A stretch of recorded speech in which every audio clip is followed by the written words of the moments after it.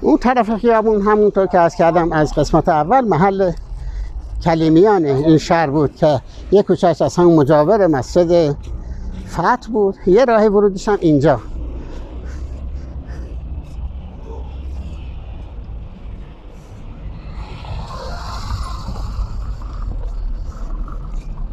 محل اصلی تمرکز سکونتی اقلیت مذهبی به نام یهودی ها یا کلیمی ها اینجا بود که هنوز هم بعضی از اونها حضور دارن، ولی خب دیگه عمدتاً دیگه وضعشون خوب شده. مقدار فقیر بودن، دستنگ بودن، یا حالا تعلق خاطر به محل آبا و اجدادی داشتن موندن که الان هم معدود افرادشون اینجا هستن، ولی قسمت عمدهشون از اینجا رفتن خیابون باغشاه سابق که الان خیابون فلسطین هست، عمدتاً اونجا سکونت پیدا کردن.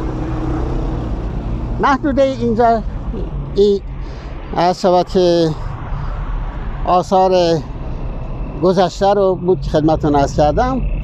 از اون طرف حالا همون جایی که ایستاده بودیم که محدوده گلدسته مسجد نو یا مسجد شهدای فعلی بود، یک کوچه باریکی بود ادامه پیدا می‌کرد میرفت به فلکه شاچرا. اسم محله رو چی میگفتید؟ اونجا که خونه خودتون و اینا بود؟ زیر گلدسته مسجد نو. محل گلدسته مسجد نو یا هم زیر گلدسته، مشهور به زیر گلدسته. وقتی ما حالا خونه فامیلای دیگه هم که جای دیگه شهر بود، وقتی میخواستن بیان خونه حالا بزرگ فامیلشون میگفتن بریم خونه زیر گلدسته ای. مشهور بود به این. و خب عرض کردم که خونه هم قسمت عمده‌اش توی خیابون از بین رفت و یه مقدار محدودش هست که اینو همجوری ما ادامه دادیم به امر وقت و حالا به نوی تولیتش هم به عهده ما افتاده بود. مجلس امام حسین در محرم صفر اینجا برگزار میکردیم و اطعام مرتب اینجا برگزار میشد از محل درآمد استیجاریش.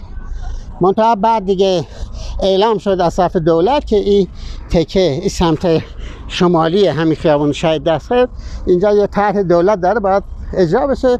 به ما اعلام کردن که این خونه رو باید بفروشید که ما هم اومدیم در اختیار دولت گذاشتیم و خب یه مبلغ خیلی کمی، یعنی برای این 215,000 تومان 214,000 تومان به ما دادن که 214,000 تومان هم مدت ها بود شد و حالا 3-4 سال قبل که به ما دادن که با این مبلغ جایی نتونستیم بخریم. الان هم در واقع اون موقفه عملا مکانی که محل نامگذاری به نام موقوف باشه دیگه نیست، او طرح اجرا نشده خوابیده، ولی خونه در واقع از دست ما خارج شده و سندش هم به نام دولت برگشته به عنوان طرح توسعه شاچرا، ولی عملا نشد. این خونه مجاورش هم چند تا خرید شد، بقیه‌اش دیگه متوقف شده. اینجا همون کوچه است که از ضلع انتهایی بسته شهید دستخیل عرض کردم که میخوره به مسجد فتح که الان مسجد فتح جلو و درب اصلیش میریم که یه هم کوچه هست که از اون سریش ملاحظه شده این منزل آیت اللهی که معرفی شد پیر میخوره. این هم مسجد فتح که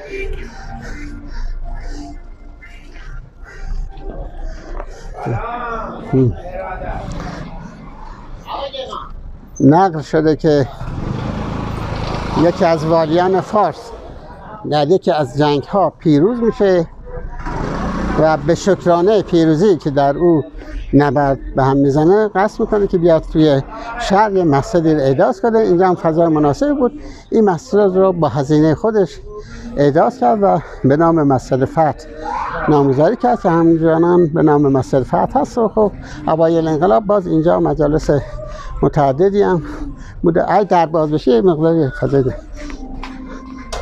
محل فعالیت بوده، جلسات متعددی.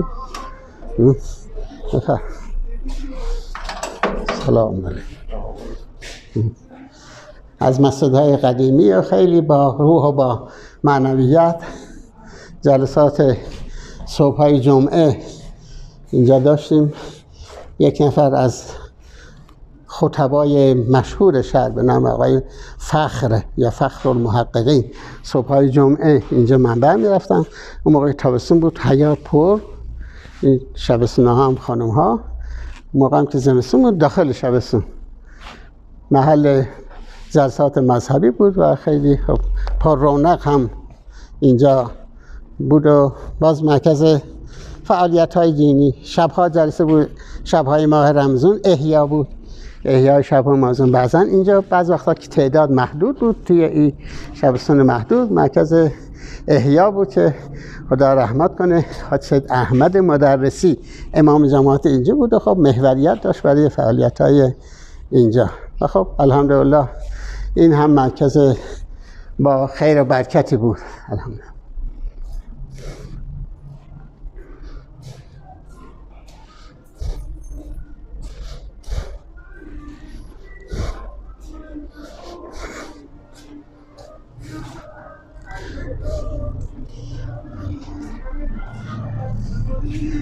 اینجا مشهور به بازار زرگرها. اینجا حالا میرسیم هم کوچه تلفن خونه که عرض کردم.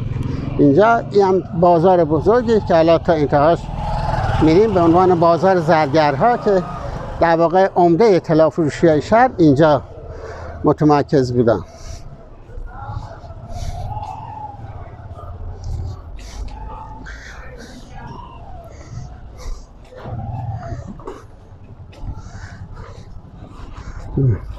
البته بعضی از ساختمان‌ها اخیراً دیگه بازسازی شده و به وجود اومده، اون موقع به این صورت ها نبود، تقریباً اونجا سرپوشیده بود. این همون کوچه تلفن خونه هست که سابق تلفن خونه شهر اینجا بود که عرض شود که اینجا که الان پاساژ شده تلفن خونه بود و جای دقیق تلفن خونه دقیقاً همین اینجا که الان شده پاساژ. نقطه اون نشون جالبه. خیلی‌ها نمی‌دونن. کوچه به نام کوچه تلفن خونه. این پاساژ هم دقیقاً همون محلی هست که تلفن خونه سابق بود. مغازه پدر من هم اینجا بود، لباس فروشی داشتم. این تلفن خونه آتش گرفت در یک سالی.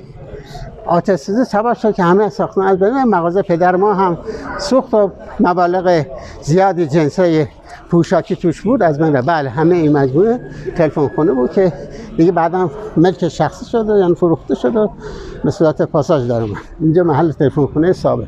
مغازه پدر ما هم اینجا که البته به این صورت که نه، یکی از دهنه مغازه جلو متعلق به مرحوم پدر بود. البته پدر چند شغل عوض کرده بودن ولی یکی از شغل‌هاشون در یه مقطعی از زمان اینجا بود، لباس فروشی داشتن، پارچه فروشی و لباس فروشی که اونم در جریان سوختن تلفن خونه اونم سوخت و از بین رفت.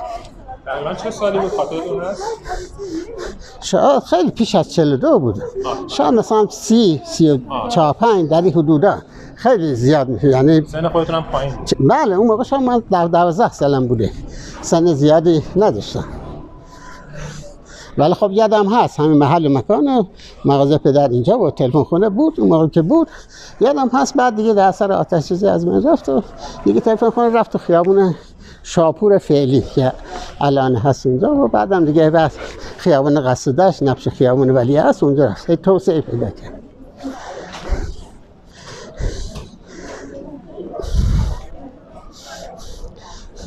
هم تو ادامه بازار زرگرها هست.